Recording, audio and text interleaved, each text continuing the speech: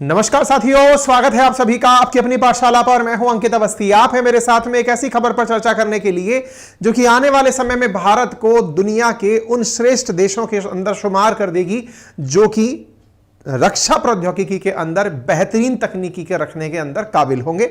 हाल ही में एक ऐसी ही खबर आ रही है कि भारत 5वीं पीढ़ी के फाइटर जेट्स बनाने की तैयारी में है और 5वीं पीढ़ी के फाइटर जेट्स बनाने के लिए भारत के अंदर जो कैबिनेट कमेटी ऑन सिक्योरिटीज है उसके द्वारा 15,000 करोड़ रुपए की इजाजत दे दी गई है। क्या है खबर, क्या होते हैं 5वीं पीढ़ी के फाइटर जेट्स, क्या होती हैं इनमें सारी खासियतें, आज के सेशन में विस्तार पूर्वक इनके बारे में चर्चा करने वाले हैं। क्योंकि भारत ने हाल ही में अपने AMCA प्रोजेक्ट को मंजूरी दे दी है जो कि फिलहाल अपने आप में एक हेडलाइन बन चुका है और हेडलाइन बनने के बाद में भारत की प्रमुख सुर्खियों में है कि इंडिया का AMCA प्रोजेक्ट, जिसमें इंडिया चाइना को टक्कर देने की स्थिति में होगा, दुनिया के अंदर बेहतरीन और उन्नत किस्म के फाइटर जेट्स के अंदर शुमार होगा। हालांकि यह खबर जब ब्रेक हुई थी उसी समय पर हमने आपको अपने ट्विटर हैंडल पर जानकारी के माध्यम से दे दी थी। यदि आप में से कोई भी साथी अभी तक हमसे ट्विटर पर नहीं जुड़ा हुआ है तो अंकित कुमार अवस्थी वेरीफाइड अकाउंट है, वहां पर आप जुड़ सकते हैं सो दैट आपको जैसे ही अपडेटेड खबरें आए आपको मिलती चली जाएं।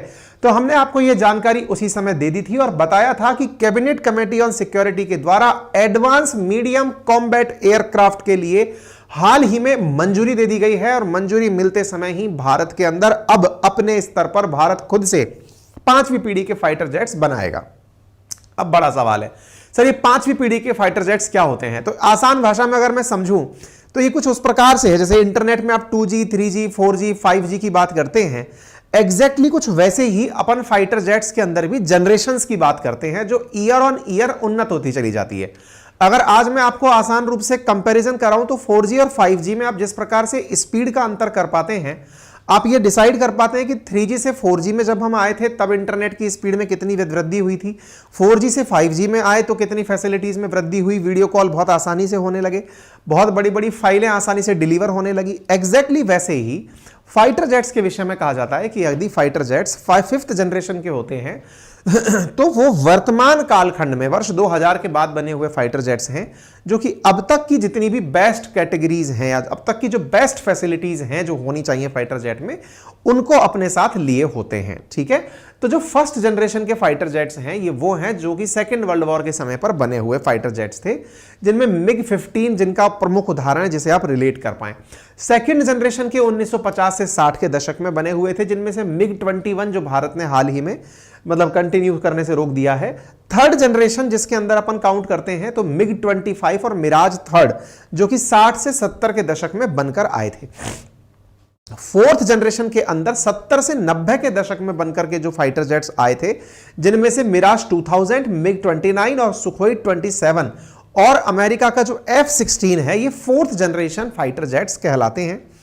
फिर अगर फोर्थ जनरेशन के फाइटर जेट में जो 1990 के दौर तक बने थे, यदि उनमें किसी प्रकार का कोई संशोधन कर दिया जाए, उनके अंदर कोई एडवांस एवियोनिक्स या इलेक्ट्रॉनिक वॉरफेयर की चीजें डाल दी जाएं इंक्लूडिंग स्टेल्थ टेक्नोलॉजी, तो उन्हें 4.5 जनरेशन का फाइटर जेट कहा जाता है। उदाहरण के लिए भारत में जो राफेल फाइटर जेट है वो 4.5 यानी 4.5वीं जनरेशन का फाइटर जेट कंसीडर किया जाता है। ठीक है, तो इस प्रकार से भारत के अंदर जो हमारे यहां पर राफेल है, सुखोई 30, ग्रिफन, यूरोटाइफर, F-16F, फाल्कन, ये सभी 4.5 जनरेशन के फाइटर जेट्स माने जाते हैं। ठीक है, हमारा जो तेजस है ना, तेजस मार्क 2, उसे भी 4.5 जनरेशन का फाइटर जेट माना जाता है। अब 5th जनरेशन जनरली उन्हें कहा गया है जो वर्ष 2000 के बाद ही बने थे और इनके अंदर जो तकनीकें थी वो कईयों प्रकार की विशेषताएं ली हुई थी। कई प्रकार की विशेषताएं ली हुई तकनीक क्या है वो तो मैं बताऊंगा ही, लेकिन वर्तमान में दुनिया के 3 ही देश हैं जिनके पास में 5th जनरेशन के फाइटर जेट हैं, जिनमें से रूस, चाइना और अमेरिका का नाम प्रमुख है। हाल ही में तुर्की के बारे में सुना जा रहा है कि इसी साल के फरवरी में उन्होंने भी अपना 5th जनरेशन फाइटर जेट का डेमो दे दिया है। दुनिया में केवल 3 ही देश, अमेरिका, रशिया और चाइना, जिनके पास 5th जनरेशन के फाइटर जेट्स हैं। तो क्या भारत के पास 5th जनरेशन का सपना अभी आया है कि हम पहले से भी सोच रहे थे? देखिए, कहा जा रहा है कि भारत रूस के साथ मिलकर के 5th जनरेशन के फाइटर जेट बनाना चाह रहा था, क्योंकि भारत रक्षा सहयोग में रूस के साथ लंबे समय से चला आ रहा है। लेकिन भारत और रूस की 5th जनरेशन के फाइटर जेट्स को बनाने को लेकर जो 2007 में बात बनना शुरू हुई थी, वो बनते बनते बिगड़ गई और बनते बनते 2017 में आया कि इंडिया 2007 में जो चर्चा शुरू की थी उस चर्चा से बाहर हट रहा है, क्योंकि भारत रूस के साथ कुछ चीजों पर फिट नहीं फील कर रहा है अपने आप को। किन किन चीजों को लेकर के फिट फील नहीं कर रहा है? तो चर्चा निकलकर आई कि भारत के अंदर जो कॉस्ट शेयरिंग है कि रूस कितना देगा, इंडिया कितना देगा। नंबर दूसरा, इंडिया चाहता है कि अगर इंडिया में फाइटर जेट बने, पहले तो मेक इन इंडिया हो, और दूसरा फाइटर जेट की टेक्नोलॉजी भी हमें ट्रांसफर करो, तब जाकर के हमारे लिए वो फाइटर जेट काम का है। रूस इन चीजों को लेकर के तैयार नहीं था, इस वजह से भारत और रूस के बीच में बनी नहीं। वर्तमान में 3 देश, जिनमें से एक का नाम है अमेरिका, एक का नाम है रशिया, एक का नाम है चाइना, तीनों ही फाइटर जेट्स के अंदर बहुत पहले से एक्टिव हैं, जिनमें अमेरिका इन सबका पायनियर है। वो वर्ष 2000 की शुरुआत में ही 1997 में ही अपनी 5th जनरेशन बनाकर तैयार हो चुका है। रूस ने 2010 में बनाया और चाइना ने 2011 में अपना 5th जनरेशन फाइटर जेट बना लिया था। ठीक है साहब। अब जब ये जो फाइटर जेट्स बनकर के आए, इन फाइटर जेट्स के अंदर क्या विशेषताएं हैं और क्या क्या खासियत लेकर के 5th जनरेशन अन्य जनरेशंस की तुलना में अच्छे माने जाते हैं? तो देखिए, stealth, high manoeuvring, super cruise facility, low probability of intercept of radar, data fusion और साथ ही साथ मल्टी रोल कैपेबिलिटीज के कारण 5th जनरेशन बेहतरीन माने जाते हैं। अब ये होते क्या हैं? स्टेल्थ एयरक्राफ्ट का मतलब होता है कि जब भी रडार आपको कैप्चर करने के लिए रेडियो वेव्स फेंके, तो आपकी बॉडी पर लगा हुआ मटेरियल या फिर आपके अंदर कोई ऐसी टेक्नोलॉजी लगाई जाए जिससे कि दुश्मन का रडार आपको कैप्चर ना कर पाए कि आप ऊपर से निकल गए। इसका मतलब ये दुश्मन देश की सीमा में घुस करके गोला बरसाने में माहिर होते हैं, रडार इन्हें कैप्चर नहीं कर पाते। स्टेल्थ टेक्नोलॉजी के कारण ही ये दुनिया में विशिष्ट कहे जाते हैं। दूसरा ऑप्शन होता है सुपर मैन्यूवरेबिलिटी। इसका मतलब यह हुआ कि चलते चलते जैसे सीधा सीधा उड़ रहा है, अचानक आपने उसको परपेंडिकुलर उड़ाना शुरू कर दिया, या फिर सीधा उड़ रहा था, अचानक आपने इसको उठा करके ऊपर मोड़ दिया, या फिर सीधा चल रहा था, आपने इसको नीचे मोड़ दिया, लेफ्ट मोड़ दिया, राइट मोड़ दिया, यानी बहुत तेजी से इनके अंदर मैनूवरिंग हो सके, यह फैसिलिटी 5th जनरेशन के अंदर होती है। ठीक है। तीसरा जो पॉइंट होता है वो है सुपर क्रूज फैसिलिटी। होता क्या है, जनरली जितने भी 5th जनरेशन है ये मैक 1 से ऊपर की स्पीड के होते हैं, मैक 1, मैक 1.5, यानी आवाज की गति से 1 गुना, 1.5 गुना, 2 गुना, इस प्रकार से।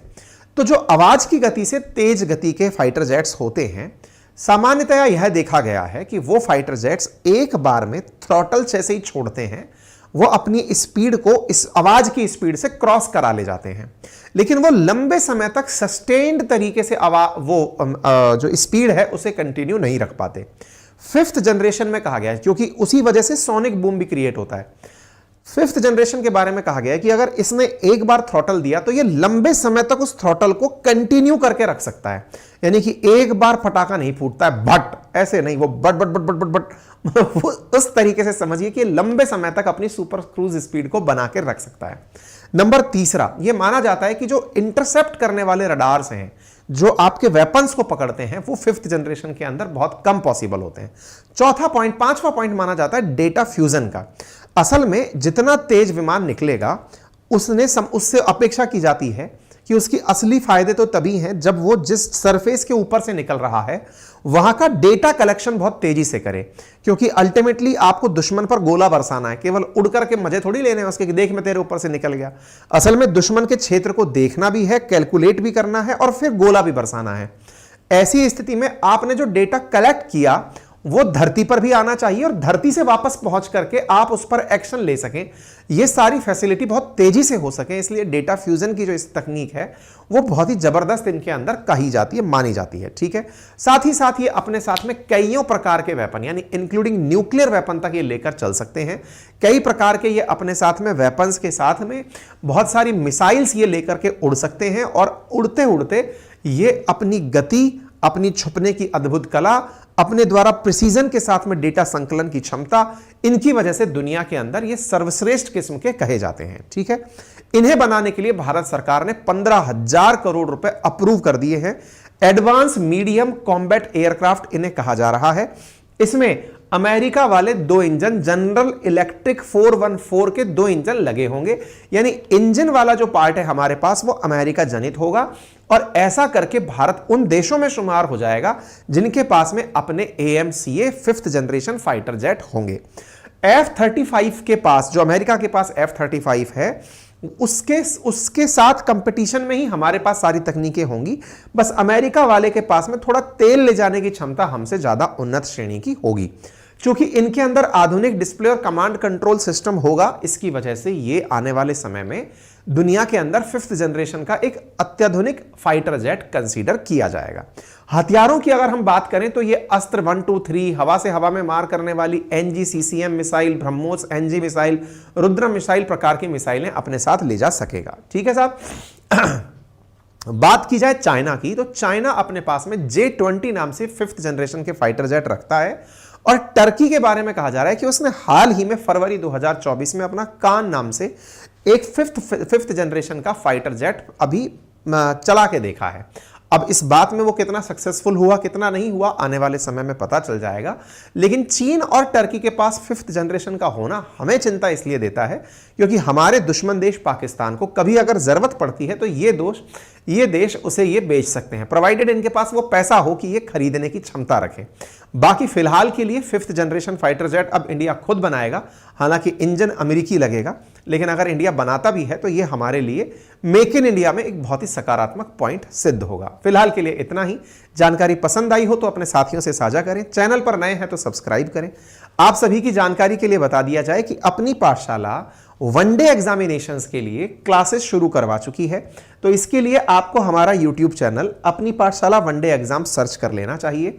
वहां पर 1,25,000 के आसपास सब्सक्राइबर्स जुड़े हुए हैं। आप वहां पहुंचे और वहां पर नियमित रूप से फाउंडेशन क्लासेस हो रही हैं यूपी पुलिस के लिए, साथ में UPSI, RPF, SSC जैसे एग्जामिनेशंस के लिए, जिनमें मैथ, साइंस, ज्योग्राफी, पॉलिटी इस प्रकार की लगातार क्लासेस लगाई जा रही हैं। आप जाएं और बेसिक से अपनी तैयारी को पुनः गति दें और बेहतरीन तरीके से पढ़ाई सुनिश्चित करें। इसके साथ साथ अपनी पाठशाला एप्लीकेशंस पर, अपनी पाठशाला जो PCS यूट्यूब चैनल है वहां पर भी निरंतर RO, ARO और UPPCS और BPSC की क्लासेस चल रही हैं। आप उनका भी लाभ सुनिश्चित करें। BPSC का फाउंडेशन बैच ऑलरेडी आपके लिए उपलब्ध है, आप उसे एनरोल कर सकते हैं। फिलहाल के लिए इतना ही। अपना ख्याल रखें। धन्यवाद।